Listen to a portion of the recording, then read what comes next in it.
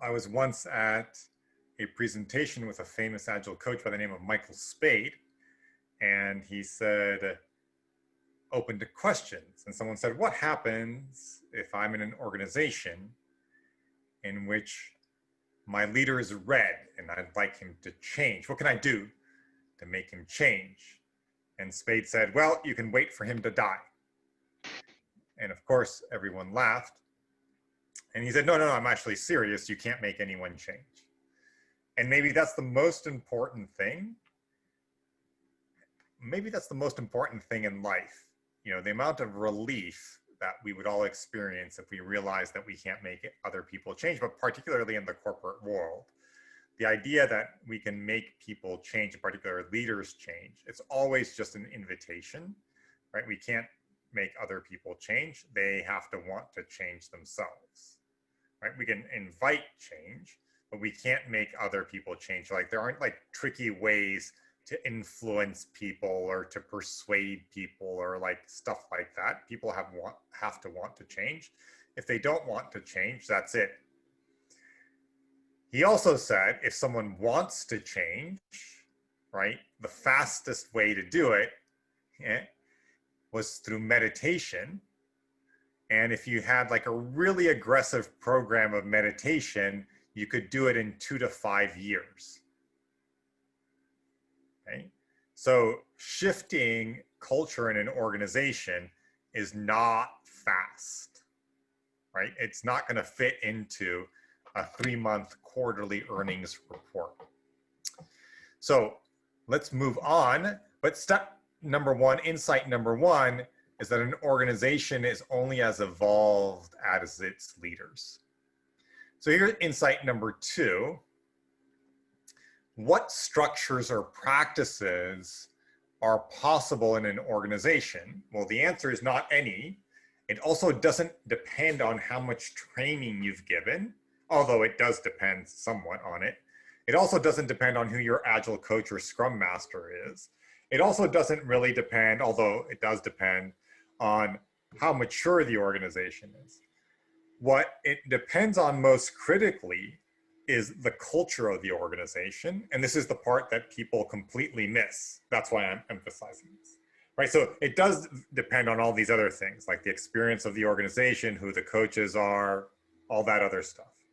But people already know that, right? People already know to look for that, to evaluate that, to think about that.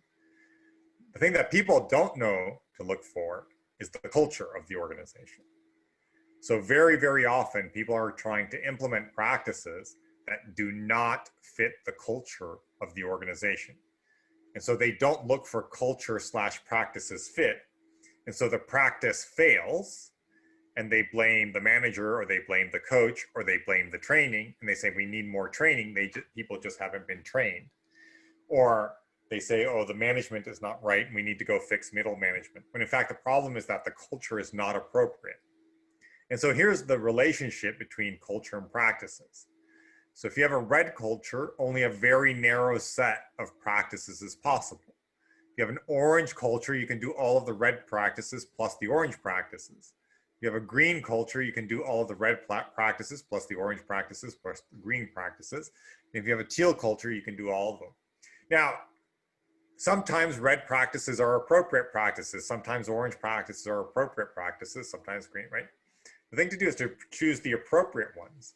The big mistake that corporations make is to try to do things that are outside of their culture. And what's the biggest mistake they make? The biggest mistake they make is that since most corporations today are orange, right? And when we think of Agile culture is green teal. Many Agile practices are green teal. And so you take an orange culture and you implement an Agile green teal practice and it blows up.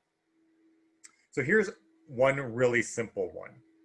Some of you might be familiar with Agile games, just like the idea of playing games to learn Agile ideas.